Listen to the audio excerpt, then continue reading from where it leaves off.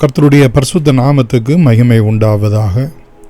இந்த நாளிலும் உங்களுக்கான வேத வார்த்தைக்கு நேராக உங்களை அன்போடு கூட அழைக்கிறோம்.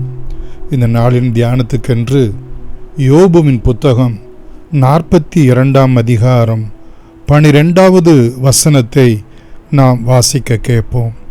கர்த்தர் யோபுவின் முன்னிலைமையை பார்க்கலும் அவன் பின்னிலைமையை ஆசீர்வதித்தார் என்று. பிரியமானவர்களே, இந்த யோபுவினுடைய சரித்திரத்தை குறித்து நமக்கு நன்றாய் தெரியும். அவன் பாடுகள், உபத்திரவங்கள், வருத்தங்கள், வியாதிகள், வேதனைகள், இழப்புகள் மத்தியிலே அவன் கடந்து போனவன் என்றும், அப்படிப்பட்ட அவனுடைய வாழ்க்கை பிரியமானவர்களே நம்முடைய வாழ்க்கைக்கு எப்படி ஒரு ஆசீர்வாதமான திருஷ்டாந்தமாய் இருக்கிறது என்பதைத்தான் இந்த ஒரு வசனத்திலிருந்து நாம் பார்க்கிறோம். கர்த்தர் யோபுவின் முன்னிலைமையை பார்க்கலும் அவன் பின்னிலைமையை ஆசீர்வதித்தார் என்ற வசனத்தின் பிரகாரம் நம்முடைய முந்தின வாழ்க்கையை பார்க்கலும் நம்முடைய பிந்தின வாழ்க்கையை ஆசீர்வாதமாய் கர்த்தர் நடத்துவார், உயர்த்துவார் என்று நமக்கு விசுவாசத்தை கொடுக்கக்கூடிய ஒன்றாக இந்த வேத வசனம் இருக்கிறது.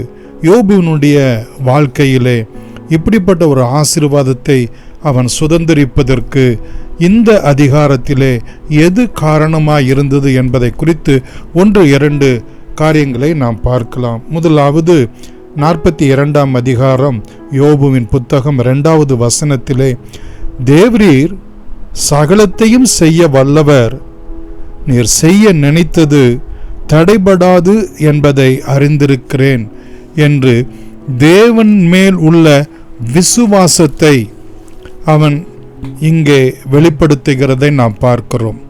விசுவாசிக்கிறவன், விசுவாசிக்கிறவள் பாக்கியவான், பாக்கியவதி என்று சொல்லப்பட்டது போல இங்கே தேவனை அவன் விசுவாசிக்கிறதை பார்க்கிறோம். என்னவென்று, அவர் சகலத்தையும் செய்ய வல்லவர், அவர் செய்ய நினைத்தது தடைபடாது என்று. அது மாத்திரமல்ல, இரண்டாவதாக பார்ப்போம் என்று சொன்னால் 5வது வசனத்திலே, என் காதினால் உம்மை குறித்து கேள்விப்பட்டேன், இப்பொழுதோ என் கண் உம்மை காண்கிறது. பிரியமானவர்களே, நமக்கு விசுவாச கண்களும் அவசியமாயிருக்கிறது. விசுவாச வார்த்தை மாத்திரமல்ல, விசுவாச அறிக்கையும் நமக்கு அவசியமாயிருக்கிறது. இங்கே அவன் என்ன சொல்லுகிறான்? என் கண்கள் அவரை காணும். பிரியமானவர்களே, யோபுவின் புத்தகம் 19ஆம் அதிகாரம் 25வது வசனத்திலே, என் மீட்பர் உயிரோடு இருக்கிறார் என்றும் அவர் கடைசி நாளில் பூமியின் மேல் நிற்பார் என்றும் நான் அறிந்திருக்கிறேன்.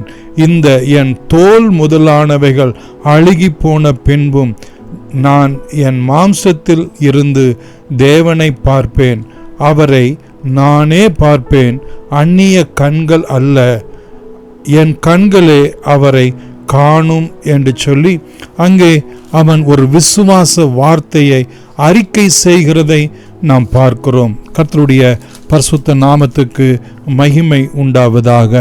மூன்றாவதாக பார்ப்போம் என்று சொன்னால், பிரியமானவர்களே, 6வது வசனத்திலே பார்க்கிறோம். 42 யோபுவிலே, பிரியமானவர்களே, மனஸ்தாபப்படுகிறேன் என்று சொல்லுகிறதை நாம் பார்க்கிறோம். பிரியமானவர்களே, நாம் ஏதோ ஒரு நாளிலே மனம் திரும்பினோம், ரட்சிக்கப்பட்டோம் என்று அல்ல.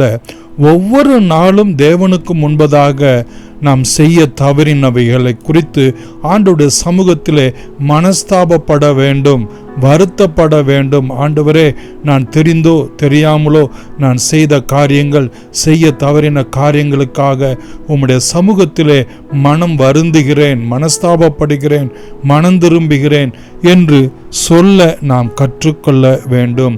மூன்றாவதாக பார்ப்போம் என்று சொன்னால், பிரியமானவர்களே, கர்த்தர் நல்லவர், அவருடைய கிருபை என்றும் உள்ளது.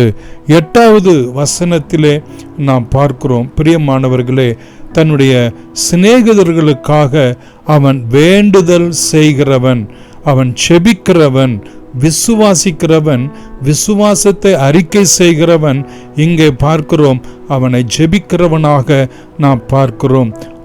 நான்காவதாக 8வது வசனத்திலே பின்பகுதியிலே நாம் பார்ப்போம் என்று சொன்னால், நீங்கள் என்னை குறித்து நிதானமாய் பேசவில்லை என்று ஆண்டவர் யோபுவினுடைய சிநேகிதர்களை பார்த்து சொல்லுகிறார்.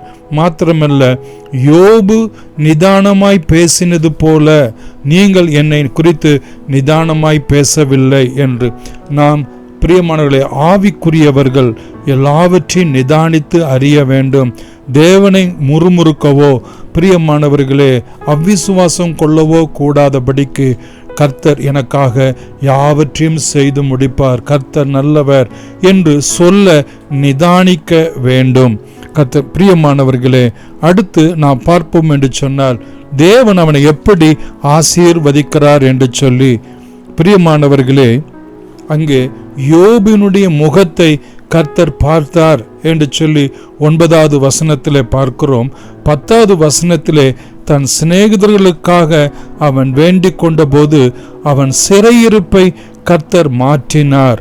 3வது அவனுடைய வியாதியின் சிறையிருப்பிலிருந்து, துக்கம், வேதனை, இழப்பு சிறையிருப்பிலிருந்து கர்த்தர் அவனை மாற்றினார். அது மாத்திரமல்ல, யோபுவுக்கு முன்னிருந்து எல்லாவற்றையும் பார்க்கலும் 2 கர்த்தர் அவனுக்கு தந்தறினார் என்று 3வதாக நாம் பார்க்கிறோம். பிரியமானவர்களே, 12வது வசனத்திலே யோபுவின் முன்னிலைமையை பார்க்கலும் அவன் பின்னிலைமையை கர்த்தர் ஆசீர்வதித்தார் என்று அங்கே 4 விதமான ஆசீர்வாதங்களை பார்க்கிறோம். அவனுக்கு ஆடு மாடுகள் எல்லாவற்றையும் கர்த்தர் ஆசீர்வதித்து கொடுத்தார். அவன் இழந்த எல்லா பிள்ளைகளுக்கும் ஈடாக அவருடைய பிள்ளைகளை ஆசீர்வதிக்கிறதை நாம் பார்க்கிறோம். அந்த தேசத்திலே அவனுடைய பிள்ளைகளைப் போல சௌந்தரியம் உள்ள பிள்ளைகள் இல்லை என்று சொல்லத்தக்கதாக, என்னுடைய சரீரத்தை நானே வெறுக்கிறேன், அருவருக்கிறேன் என்று சொன்னவனுடைய சரீரத்திலிருந்து பிறந்த பிள்ளைகள் அவ்வளவு சௌந்தரியம் உள்ளவர்கள் என்றும், அவனுக்கு நீடித்த நாட்களை கொடுத்து தலைமுறை தலைமுறையாக பிள்ளைகளையும் பிள்ளைகளுடைய பிள்ளைகளையும் காணத்தக்கதாக அனுகிரகம் செய்ததை நாம் பார்க்கிறோம். இப்படிப்பட்ட ஒரு ஆசீர்வாதத்தை நீங்களும் நானும் கூடுதலாய் பெற்றுக்கொள்ள கர்த்தரை நாம் விசுவாசிப்போம். என்னவென்று, தேவரீர் நீர் சகலத்தையும் செய்ய வல்லவர், நீர் செய்ய நினைக்கிறது தடைபடாது, நான் உம்மை காண்பேன் என்று விசுவாசிக்க வேண்டும். நிதானமாய் அவரை குறித்து நாம் பேச வேண்டும்.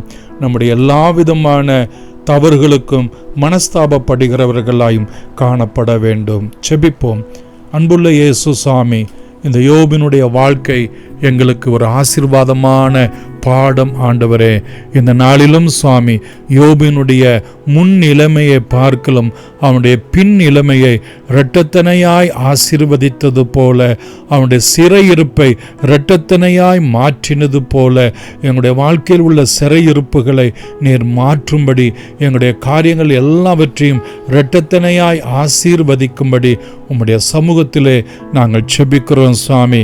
எங்களுக்கு வேண்டிய நல்ல விசுவாசத்தை தாரும், நல்ல விசுவாச அறிக்கையை எங்கள் வாழ்க்கையிலே தாரும். உம்மை குறித்து நிதானமாய் பேச எங்களுக்கு உணர்வை தாரும் ஆண்டவரே. நாங்கள் மனஸ்தாபப்படுகிறவர்களாய் நித்தமும் உம்முடைய சமூகத்திலே நாங்கள் மனம் பொருந்த எங்களுக்கு உதவி செய்யும்படியாய் செபிக்கிறோம். எல்லா துதி கனம் மகிமை உமக்கே செலுத்துகிறோம். இயேசுவின் நாமத்தில் நன்றியோடு கூட வேண்டுகிறோம். எங்கள் ஜீவனும் இரக்கமும் உள்ள எங்கள் அன்பின் பிதாவே, ஆமேன். God bless you.